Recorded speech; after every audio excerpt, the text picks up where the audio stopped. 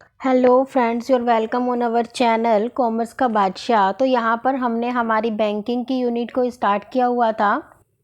तो इससे पहले अप्रोक्स 7 to 8 जो पार्ट्स है वो मैं ऑलरेडी बैंकिंग के डाल चुकी हूँ। तो अब यहाँ पर हम जो आज एक टॉपिक करने वाले हैं वो है हमारे पास determination of interest rate.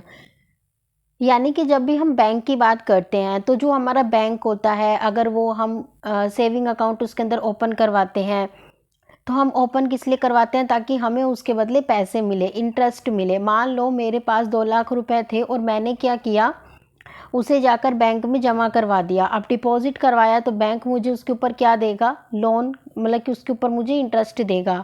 Interest का अमाउंट मुझे पे करेगा। अब बैंक क्या करेगा, जो अमाउंट मैंने बैंक के पास जमा करवाया है वो दूसरे लोगों को जिन्हें नीड है उस रुपए की, उसे क्या करेगा? प्रोवाइड कर देगा। अगर उन्हें प्रोवाइड करेगा बैंक तो उसके ऊपर बैंक को क्या देना पड़ेगा फ्रेंड्स? इंटरेस्ट देना पड़ेगा। तो उसी इंटरेस्ट रेट की बात आज हम यहाँ पर करने वाले हैं। तो हमारा जो टॉपिक है आज का वो फ्रेंड्स होने वाला है डिटर्मिनेशन ऑफ इंटरेस्ट रेट। यानी कि जो एक बैंक होता है वो अपनी इंटरेस्ट रेट को कैसे डिटरमाइन करता है, और एक जो बैंक होता है उसके लिए इंटरेस्ट रेट की क्या इंपॉर्टेंस होती है। तो फ्रेंड देखिए, the interest rate is an economic are determined by the force and demand and supply of money. तो देखिए फ्रेंड, यहाँ पर क्या कहता है कि जब भी जो एक बैंक होता है, बैंक क्या करता है कि मार्केट के अंदर कितनी डिमांड है और कितनी सप्लाई हो रही है मनी की, तो उसके बेस पे क्या करता है, वो ये डिटरमाइन करता है कि इंटरेस्ट की रेट क्या होगी। जनरली हमें पता है कि जो भी मनी होता है, जो भी मनी का सर्कुलेशन होता है, वो किसके हाथ में होता है? हमारे कंट्री के रिजर्व बैंक ऑफ इंडिया के हाथ में, जो कि हमारी कंट्री का सेंट्रल बैंक है। तो वही देखता है कि कितनी मनी को हमें एक्सपेंड करना है, कितनी को हमें कॉन्ट्रैक्टिविटी करना है, यानी कि कितना हमें अमाउंट जो है वो मार्केट के अंदर रखना है कि जिससे ना तो इन्फ्लेशन आए और ना ही डिफ्लेशन आए। तो इसलिए जो एक हमारा आरबीआई होता है, जो हमारा सेंट्रल बैंक होता है, वो क्या करके रखता है? हर एक चीज़ के ऊपर नज़र रखता है कि ज़्यादा मनी भी नहीं होनी चाहिए और कम भी नहीं होनी चाहिए। तो जो हमारी कंट्री का जो इंटरेस्ट रेट होता है, जो बैंक का इंटरेस्ट रेट होता है, वो जनरली हमारी डिमांड कितनी है और हमारी सप्लाई कितनी है, उन दोनों के फोर्सेस के बेस पे ही हम क्या करते हैं? डिटरमाइन करते हैं। नेक्स्ट हमारे पास आता है the determination of interest rate depend on the factor that influence both demand and supply of money. यानी कि जो हमारा इंटरेस्ट रेट होता है उसको ऐसे बहुत सारे फैक्टर होते हैं जो कि हमारे इंटरेस्ट रेट को क्या करते हैं? अफेक्ट करते हैं किसी ना किसी तरीके से। जैसे हमारी डिमांड कितनी है, हमारे सप्लाई कितनी है मनी के, इन दोनों के ऊपर ही इम्पैक्ट पड़ता है। तो उसे हम क्या कहते हैं? डिटर्मिनेशन ऑफ रेट कहते हैं, इंटरेस्ट रेट कहते हैं। जो कि कैसे हम डिटरमाइन करते हैं? हमारी कंट्री में सप्लाई कितनी हो रही है और हमारे कंट्री में मनी की डिमांड कितनी है। तो इसके बेस पे हमारी कंट्री, हमारा जो रिजर्व बैंक ऑफ इंडिया है आरबीआई, वो क्या करता है? डिटरमाइन करता है किसको? इंटरेस्ट रेट को। अब फ्रेंड इसके बाद कुछ की पॉइंट्स आते हैं जो कि हमें एग्जाम के पॉइंट ऑफ व्यू से पता होने चाहिए। तो सबसे पहले कहता है interest rate are determined by the underlying demand and supply of money in a particular market. अब मान लो ये एक मार्केट है, ठीक है, पूरा एरिया है, इसमें मान लो मैंने ये इतना मार्केट ले लिया। अब इस एरिया के अंदर मनी की कितनी डिमांड है, या फिर हम कहें कि सप्लाई की कितनी डिमांड है, सप्लाई कितनी हो रही है, मनी कितनी हम डिमांड कर रहे हैं, प्लस में हम सप्लाई कितनी दे रहे हैं, उन दोनों के बेस पे क्या होता है? हर चीज़ को डिसाइड किया जाता है। उसी के बेस पे हम क्या करते हैं? इंटरेस्ट रेट को डिसाइड करते हैं। नेक्स्ट पॉइंट हमारे पास आता है the transaction and demand for money are positive related to GDP. यानी कि कोई भी ट्रांजैक्शन है या फिर कोई भी डिमांड है, वो जीडीपी के साथ, यानी कि ग्रोस डोमेस्टिक जो हमारा प्रोडक्ट होता है, जो कि हमारी डोमेस्टिक जो हमारी बाउंड्री है उसके अंदर कितना प्रोडक्ट बन रहा है, उसके साथ इसका पॉजिटिव रिलेशन होना चाहिए। यानी कि अगर डिमांड बढ़ रही है तो जीडीपी भी बढ़ेगा, और अगर डिमांड कम हो रही है मनी की तो जो हमारी जीडीपी है वो भी क्या होगी? कम होगी। तो यानी कि ये कुछ की पॉइंट है कि सबसे पहले तो इंटरेस्ट रेट को अगर डिटरमाइन करना है तो आप डिमांड और सप्लाई के बेस पे करोगे। और दूसरी बात क्या होता है कि जो भी हमारी जीडीपी होती है, जो भी हमारी मनी की जो डिमांड होती है, उन दोनों के बीच में हमेशा एक पॉजिटिव रिलेशनशिप यहाँ पर एग्जिस्ट करता है। चलिए फिर इसे एक डायग्राम की मदद से समझते हैं। देखिए फ्रेंड, ये हमारा डायग्राम है जिसके अंदर हमने यहाँ पर हमारे पास ये वाई एक्सिस दी हुई है जिसके ऊपर हमने क्या यहाँ पर मेंशन किया हुआ है, प्राइस। और यहाँ पर ये हमारे पास एक्स एक्सिस दी हुई है जिसके अंदर हमने क्या मेंशन किया है, क्वांटिटी को मेंशन किया है। और इसके अंदर जो हमारी डाउनवर्ड स्लोप होती है वो क्या होती है, डिमांड होती है। इस तरीके से जो अपवर्ड है, ऊपर से नीचे की तरफ आ रही है, वो हमारी क्या होती है, सप्लाई हो रही है। और जब ये दोनों एक पॉइंट पे इधर क्या कर रहे हैं, यहाँ पर मीट आउट कर रहे हैं, एक पॉइंट पे आके दोनों जब मीट करते हुए 90 डिग्री का एंगल बना रहे हैं, तो इसे हम क्या कहते हैं, ये हमारा होता है इंटरेस्ट रेट। यानी कि एक तरीके से हमारा वो रेट जो कि हम क्या करेंगे, इंटरेस्ट के रूप में या तो लेंगे या फिर देंगे। तो ये हमारा जहाँ पर डिमांड और सप्लाई एक दूसरे को कट करते हुए एक इक्विलिब्रियम का पॉइंट बनाती है, तो उसे कहा जाता है इंटरेस्ट रेट, जहाँ पर हम डिटरमाइन कर रहे हैं। और साथ साथ में आप देख रहे हो इतने प्राइस पे हमारी इतनी क्वांटिटी है, यानी कि इतने प्राइस पे हमारी इतनी क्वांटिटी है। तो ये हमें क्या बताती है फ्रेंड, ये हमें बताती है कि कितना वॉल्यूम ऑफ क्रेडिट को आप एक्सटेंड कर सकते हो।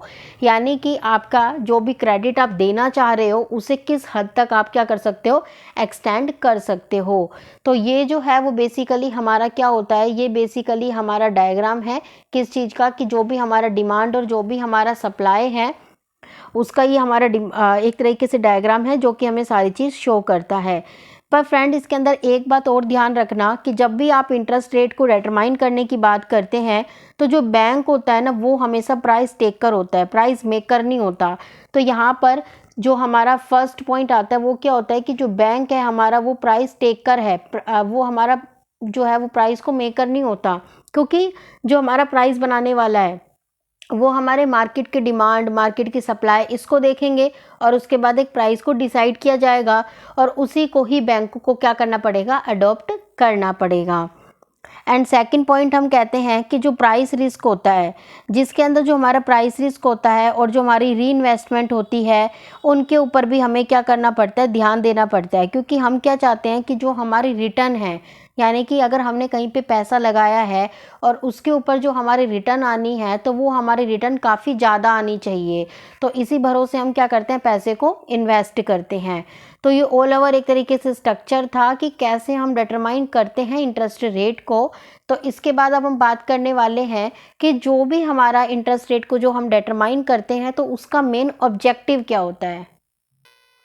तो फ्रेंड, जब हम ऑब्जेक्टिव की बात करते हैं तो यहाँ पर कहता है कि explain the concept like pure and gross interest rate and bond price. यानी कि यहाँ पर जब भी हम इसकी बात करते हैं तो जो हमारा इंटरेस्ट रेट डिटर्मिनेशन होता है वो हमें प्योर और ग्रोस इंटरेस्ट रेट के बारे में हमें बता देता है कि किस वक्त क्या प्राइस हमारा चल रहा है। सेकंड जो हमारा ऑब्जेक्टिव होता है वो होता है कि important theory of term structure of interest rate. यानी कि काफ़ी सारी हमारी मॉडर्न और जो हमारी ट्रेडिशनल थ्योरी होती है तो उनके स्ट्रक्चर के बारे में भी हमें कौन बताता है, वो भी हमें इंटरेस्ट रेट का डिटर्मिनेशन ही बताता है। नेक्स्ट कहता है identify the factor influencing market interest rate. अभी हमने यहाँ पर जस्ट बात की थी कि जो मार्केट की डिमांड है, मार्केट में मनी की सप्लाई कितनी हो रही है, तो उसके बेस पे हमारे बहुत सारे फैक्टर होते हैं जो कि हमें अफेक्ट करते हैं। तो यानी कि ऐसे बहुत सारे फैक्टर होते हैं जो कि मार्केट को उसकी इंटरेस्ट रेट को डिटरमाइन करते वक्त क्या करते हैं, इन्फ्लुएंस करते हैं। तो उन फैक्टर के बारे में भी जानना, उन फैक्टर के बारे में पता लगाना, वो सारे के सारे हमारे किसके अंदर आते हैं, इंटरेस्ट रेट डिटर्मिनेशन के अंदर आते हैं। नेक्स्ट कहता है describe the effect of change in interest rate. यानी मान लो कि पहले इंटरेस्ट रेट 8% था और मान लो अब ये जो परसेंटेज है वो 10% हो गया।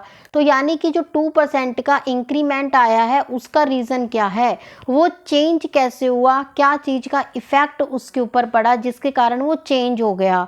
तो यानी कि इसके बारे में भी अगर आपको डिटरमाइन करना है तो ये भी हमारा एक ऑब्जेक्टिव होता है इंटरेस्ट रेट को डिटरमाइन करने का। तो यहाँ पर ये जो हमने बात करी थी ये हमारे थे ऑब्जेक्टिव।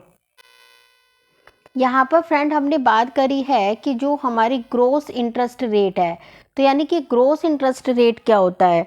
तो जब हम ग्रोस पेमेंट की बात करते हैं, ग्रोस इंटरेस्ट रेट की बात करते हैं, तो ये एक ऐसी पेमेंट होती है जिसमें जो लैंडर है गेट्स फ्रॉम द बोरोवर, यानी कि जो लैंडर है वो क्या करता है, बोरोवर से गेट करता है, उसे बोरोवर से क्या करते हैं, पैसे को मिलता है, तो उसे क्या कहा जाता है, उसे हम कहते हैं ग्रोस इंटरेस्ट रेट। अब यहाँ पर जब हम बात करते हैं तो इसके अंदर ओनली इंटरेस्ट, नेट इंटरेस्ट ही नहीं इंक्लूड करते, बल्कि ऐसे बहुत सारे फैक्टर्स होते हैं जो कि हम इसके अंदर क्या करते हैं, इंक्लूड करके चलते हैं। जब हम किसकी बात करते हैं, ग्रॉस इंटरेस्ट रेट की बात करते हैं, जिसके अंदर जो लैंडर है वो बोरोवर से क्या करता है, अमाउंट को रिसीव कर रहा होता है, तो उसे कहते हैं हम ग्रॉस इंटरेस्ट रेट। जब फ्रेंड हम यहाँ पर एक तरीके से जब बात कर रहे होते हैं इसको डिटरमाइन करने की, तो इसके अंदर 3 शेप के हमारे कर्व बनते हैं। एक हमारा होता है नॉर्मल यील्ड कर्व, एक हमारा होता है इन्वर्टेड यील्ड कर्व, एक हमारा होता है हम्प्ड यील्ड कर्व। तो यहाँ पर देखिए जो हमारा वाई एक्सिस है उसके ऊपर हमने क्या शो कर दिया कि जो हमारी मैच्योरिटी होगी उसमें यील्ड कितनी होगी, और यहाँ पर मैच्योरिटी कितने टाइम पीरियड पे होगी वो हमने शो कर दी। तो ये हमारा क्या होता है, एक तरीके से अपवर्ड है, यानी कि नीचे से ऊपर की तरफ जा रहा होता है। ठीक है फ्रेंड। और सेकंड हमारे पास आता है इन्वर्टेड यील्ड कर्व, जिसमें हम कहते हैं कि जो हमारा वाई एक्सिस होता है उस पर हमने यील्ड ऑफ मैच्योरिटी के बारे में शो कर दिया, और कितने टाइम पे हमारी मैच्योरिटी होगी वो हमने एक्स एक्सिस पे दिखा दिया। और ये जो होता है वो हमारा डाउनवर्ड जाता है, यानी कि जब लिखा ही हुआ है इन्वर्टेड, यानी कि ऊपर से नीचे की तरफ हमारा आता है। एंड लास्ट जो हमारे पास आता है थर्ड, वो हमारे पास आता है क्या, हम्प्ड यील्ड कर्व, जिसके अंदर होता है कि जो हमारा वाई एक्सिस होता है उसके ऊपर सेम जो हमारी मैच्योरिटी की यील्ड है उसे शो करते हैं, और जो हमारी टाइम ऑफ मैच्योरिटी है उसे हम एक्स एक्सिस पे शो करते हैं। बट जब नॉर्मल होती है तो वो ऊपर से नीचे की तरफ जाती है, इन्वर्टेड जो होती है वो ऊपर से नीचे की तरफ आती है, और इसके अलावा जो हमारी हम्प्ड होती है वो एक तरीके से फ्लेक्सिबल होती है, वो कभी भी फिक्स्ड नहीं होती, वो इस तरीके से क्या करती है, वेरी करती रहती है, कभी ऊपर गई कभी नीचे आई, तो इस तरीके से वो क्या करती रहती है, जो हम्प्ड कर्व होती है वो हमेशा वेरी करती रहती है, यानी कि वो एक तरीके से नीचे से ऊपर की तरफ क्या हो जाती है, शिफ्ट हो जाती है। तो ये हमारी 3 तरीके के यील्ड कर्व होते हैं जो कि इसके साथ साथ आपको गिवन है। फ्रेंड्स जब हम डिटर्मिनेशन ऑफ इंटरेस्ट रेट की बात करते हैं तो उसके अंदर जो है वो काफ़ी सारे की टर्म्स होती है जिसके बारे में आपको पता होना चाहिए, क्योंकि कई बार ये 2 मार्क्स के अंदर या स्मॉल क्वेश्चंस के अंदर पूछ ली जाती है। तो सबसे पहले हमारे पास आता है बियर मार्केट। बियर मार्केट का मतलब क्या होता है, a market in which price of shares and commodities are decreasing, यानी कि जो भी हमारे शेयर्स होते हैं, जो भी हमारी कमोडिटीज़ होती हैं, जब हमें लगता है कि उनके प्राइस क्या होने वाले हैं, जो है वो डिक्रीज़ होने वाले हैं, यानी कि कम होने वाले हैं, तो उसे बियर मार्केट कहा जाता है। नेक्स्ट आता है बूम। बूम का क्या मतलब होता है कि boom it refer to a period of expansion of business activity. A boom reaches a peak when the economy has working at a full capacity, यानी कि जब भी हम बूम की बात करते हैं तो उसका मतलब होता है कि एक पीक पॉइंट, यानी कि एक ऐसा पॉइंट जहाँ पर जो हमारी इकोनॉमी है, इकोनॉमी के अंदर जो भी काम कर रहा है वो क्या कर रहा है, अपनी फुल कैपेसिटी के साथ काम कर रहा है। यानी मान लो अगर वो एक दिन में 100 यूनिट बना सकता है तो वो 100 की 100 यूनिट बना रहा है, यानी कि जितनी फुल कैपेसिटी के साथ वो क्या कर रहा है, अपना वर्क कर रहा है, और वो एक पीक पॉइंट पे है। नेक्स्ट आता है बॉन्ड्स, कि बॉन्ड्स क्या होता है, a security issue by government or government agency or a private company as a mean of raising money, यानी कि वो सिक्योरिटी होती है जो कि एक गवर्नमेंट या फिर कोई गवर्नमेंट एजेंसी या फिर कोई जो भी हमारी प्राइवेट कंपनी होती है वो क्या करती है, इशू करती है, किस लिए, ताकि अगर उनके पास कभी फंड की, मनी की कमी पड़ रही हो तो उस वक्त वो उसको क्या कर सकती है, यूटिलाइज कर सकती है। नेक्स्ट हमारे पास आता है बुल। फ्रेंड बुल का क्या मतलब होता है, a person who expect price specially of shares and commodities to rise, यानी कि एक पर्सन जब वो ये सोचता है कि कोई भी शेयर्स है, कोई भी कमोडिटीज़ है, अगर इन फ्यूचर उसके जो प्राइस है वो आज से क्या होंगे, बढ़ जाएंगे, आज से ज़्यादा उसके प्राइस हो जाएंगे। मान लो आज अगर वो जो शेयर है वो 100 रुपये का है, तो उसे ऐसा लगता है कि आने वाले समय में इसके जो प्राइस है वो 500 रुपये हो जाएंगे, तो उसे हम क्या कहते हैं, बुल मार्केट कहते हैं, बुल कहते हैं उसे। फ्रेंड्स नेक्स्ट हमारे पास आता है, वो हमारे पास होता है bull market. A market in which price are rising enabling bull to operate profitability.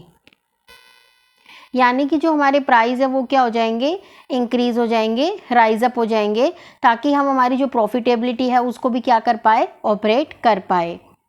तो जब हम डिटर्मिनेशन ऑफ इंटरेस्ट रेट पढ़ते हैं तो ये हमारी कुछ की टर्म्स थी जिसके बारे में हमें पता होना चाहिए। तो आई होप यहाँ पर जो आपको टॉपिक है वो समझ आ गया होगा। अगर आपको कोई भी किसी भी तरीके का डाउट होता है इस टॉपिक के अंदर तो आप ज़रूर कमेंट में लिख दीजिएगा, ताकि मैं उसे सॉल्व करने की पूरी कोशिश करूँगी।